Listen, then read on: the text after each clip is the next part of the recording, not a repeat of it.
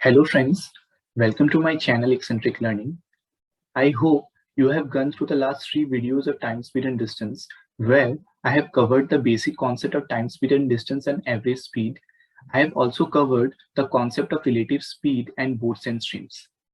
If you haven't gone through those videos till now, the link has been given in the description box. Please go through it. Also, if you like my videos, then do subscribe my channel and also share with your friends. In today's video, we are going to do some word problems based on the concept of relative speed and boats and streams. So let us start with today's video. So let us start with this question.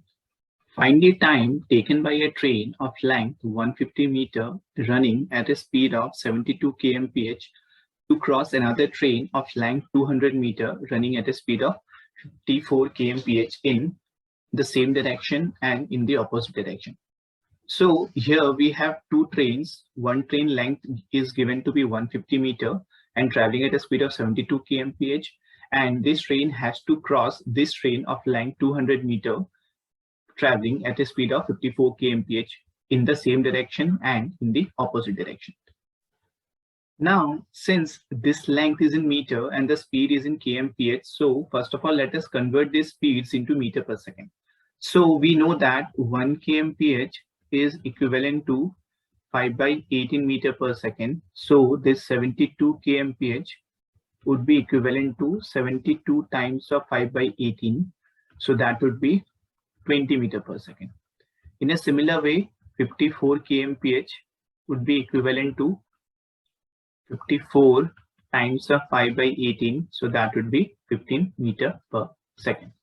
Now, if we take the first case, that is when the train are traveling in the same direction and trains are traveling in the same direction, then the relative speed is simply the difference of their speeds. So the train of length 150 meter would be crossing this another train of length 200 meter. So in this case, the total distance traveled would be simply the length of these two trains. So the total distance would be simply 150 plus 200 meters. So that would be 350 meters.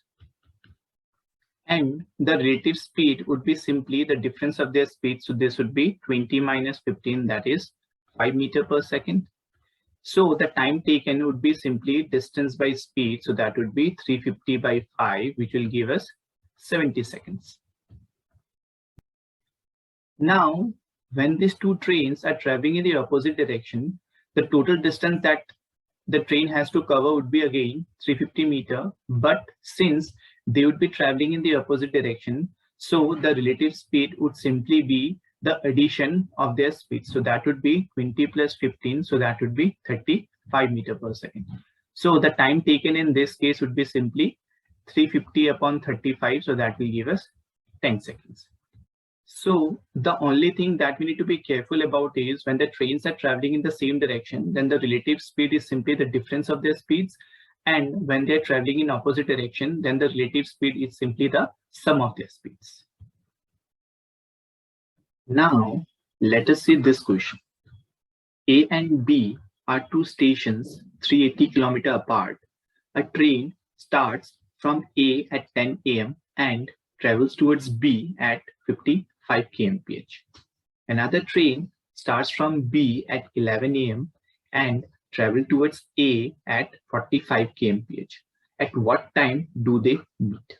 So here A and B are two stations which are 380 km apart, and a train starts from this point at 10 am. Whereas another train from B starts at 11 am. We need to find at what time do these two trains meet. Since the train from B starts at 11 am and the train from A starts at 10 am, so let us see how much distance will this train covers from 10 am to 11 am. So from 10 am to 11 am, the time would be 1 hour and the speed of this train is 55 kmph. So in this 1 hour, the train would be covering a distance of 55 kilometers. So that means the first train or the train which starts from the station A will be at this point at 11 a.m. So the distance between this point and the point B would be simply 380 minus 55, which would be simply 325 kilometers.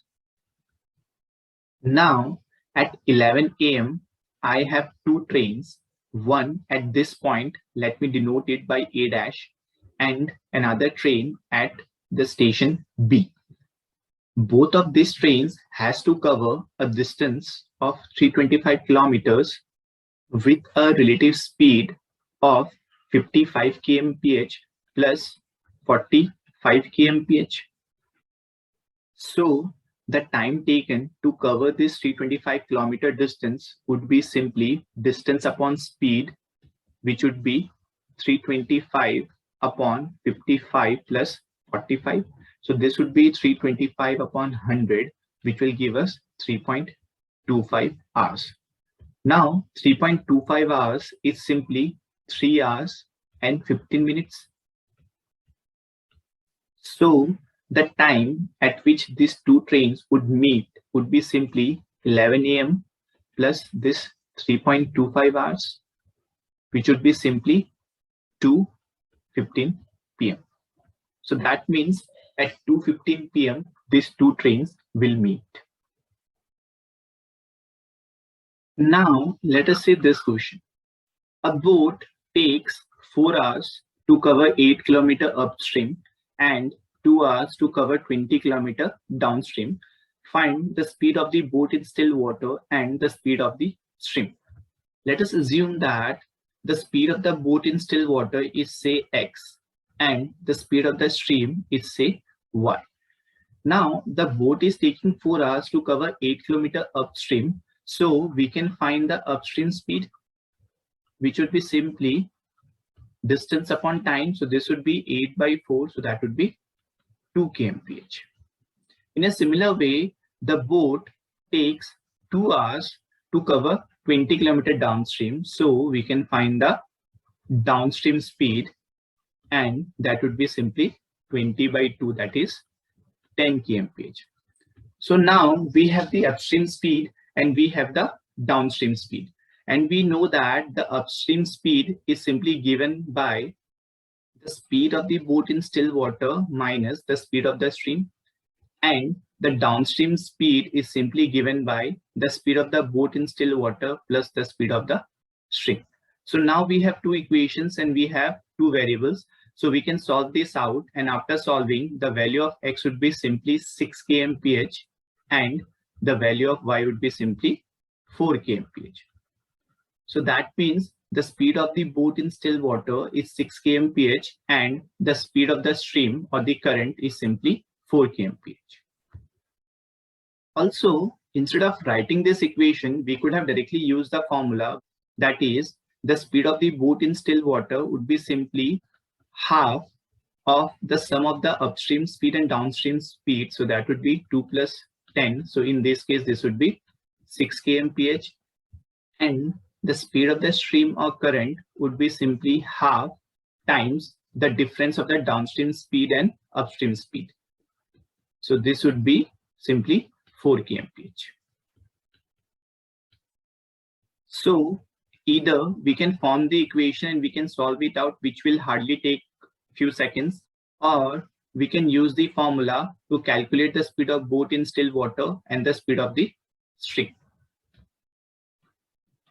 Now let us see this question. A man can row at 9 kmph in still water and the speed of the stream is given to be 1 kmph. If it takes a total of 4.5 hours for him to go from point A to B and return, then find the distance between the points A and B. Let us assume the distance between these 2 points A and B to be d kilometers. So the downstream speed, that is the speed of the boat with the stream, would be 9 plus 1, that would be 10 kmph.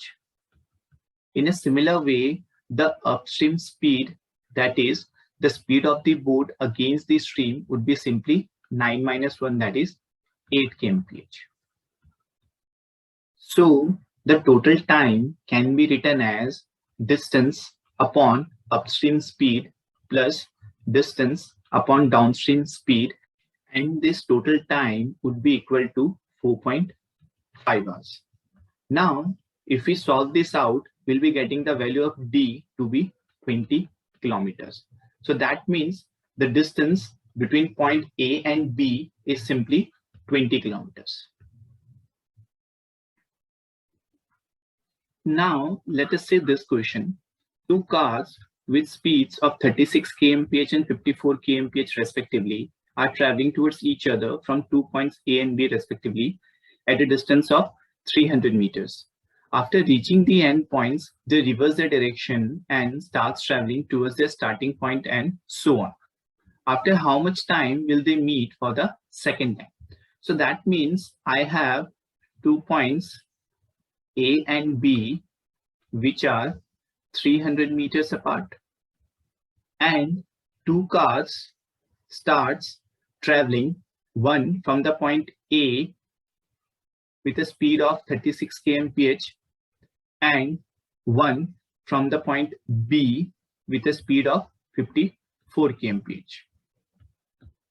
Now, after the car C1 reaches the point B, it reverses its direction and starts traveling towards point A, and the car from the point B, when reaches A, reverses direction and starts traveling towards point B, and they continue in this manner.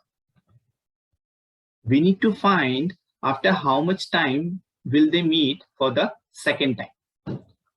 Now, in this case, this speeds has been given in terms of kmph and the distance is given in terms of meters. So let us first convert these speeds into meter per second. So 36 kmph would be simply 36 into 5 by 18 meter per second. So that would be 10 meter per second. In a similar way, 54 kmph would be simply 54 into 5 by 18. So that would be 15 meter per second. So these two cars are traveling with a speed of 10 meter per second and 15 meter per second. And the ratio of these two speeds is simply 2 and 3. So that means for the same time, if the car C1 is traveling 2 part of the distance, then the car C2 would be traveling 3 part of the distance. So the total part can be assumed as 5 part. Now the total distance has been given as 300 meters. So if we divide this distance into 5 parts, 1, 2, 3, 4, and 5, then each part would be simply 300 by 5, that is 60 meters. So all these parts are of 60 meter distance or 60 meter length, we can say. Now, when the car C1 travels 2 part, then the car C2 travels 3 part. So after 2 part, the car C1 would be at this point and the car C2 will also be at this point. So we can say that they will be meeting here for the first time. So I'm denoting this by M1, that is the first meeting point. So after the first meeting point, C1 would continue traveling in this direction and the car C2 would continue to travel in this direction. Now again, when the car C1 would be traveling 2 part, that means when the car C1 would be here, then the car C2 would be 1, 2, and 3 part. That means the car C2 would be at this point. And again, when the car C1 would be traveling 2 part, that is 1 part and again this part. So that means the car C1 would be here and the car C2 would be traveling 3 part. So the car C2 would be at this point again. So that means the car C1 and the car C2 would be meeting at this point. So I'm denoting it by the point M2, that is the second meeting point. So now to find the time of the meeting point for the second time, we can either consider the car C1 or the car C2. Now, if I consider for the car C1, so the car C1 has covered the total distance from point A to point B and the distance from point B to the point M2.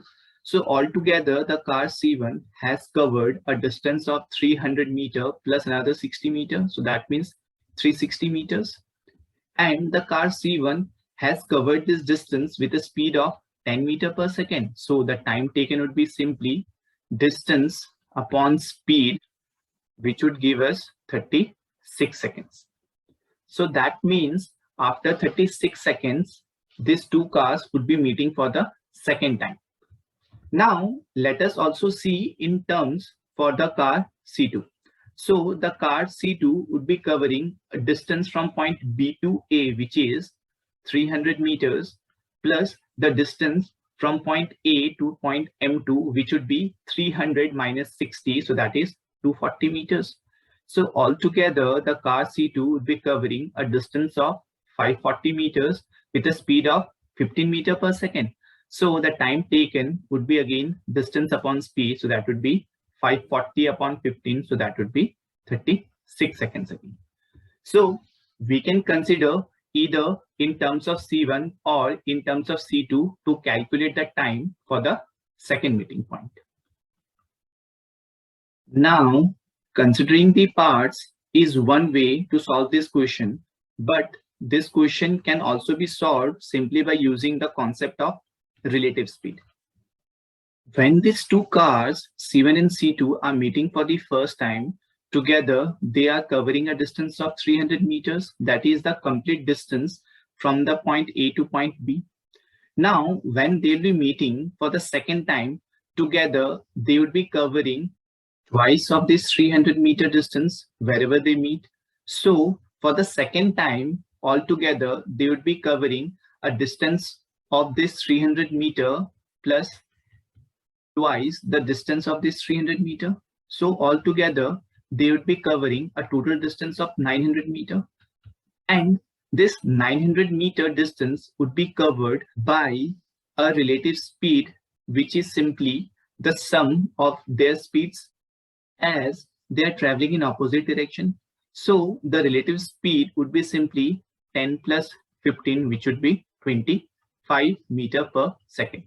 So the time would be simply distance, which would be 900 meter upon speed, which is 25. So if you calculate this out, this would be again 36 seconds. So this question can be solved either simply by taking the ratio of their speeds and considering the parts that each would be traveling to meet, or we can simply use the concept of relative speed to calculate the time for their meeting point. Now, say instead of asking the time to meet for the second time, the question could have asked the time to meet for the fifth time, say. So in all these cases, we need to simply remember one thing. That is, whenever they meet for the first time, they would be covering a distance of 300 meters. And post that, whenever they meet, they would be covering twice of this distance. So to meet for the fifth time, altogether, they would be covering a distance of 300 meters plus 4 times of 2 into 300 meters. As post the first time, they would be covering twice of this 300 meters. And since we need to find the time for the fifth time, so we need to multiply it by 4. So this will be the total distance and we will be having the relative speed. So we can find the time taken to meet. So that's it for today's video, in which we have seen some word problems based on the concepts of relative speed and boats and streams. But I would request you to practice more questions, because the more you practice, the more you learn. I hope you have learned something in today's video, but if you have any confusion, you can watch the video again, and still if you have any doubts, you can put it in the comment box. I will try to answer each one of your queries. So if you like my videos, then do subscribe my channel and also share with your friends. I'll see you all in my next video. Till then, keep learning, keep sharing, and keep growing. Thank you.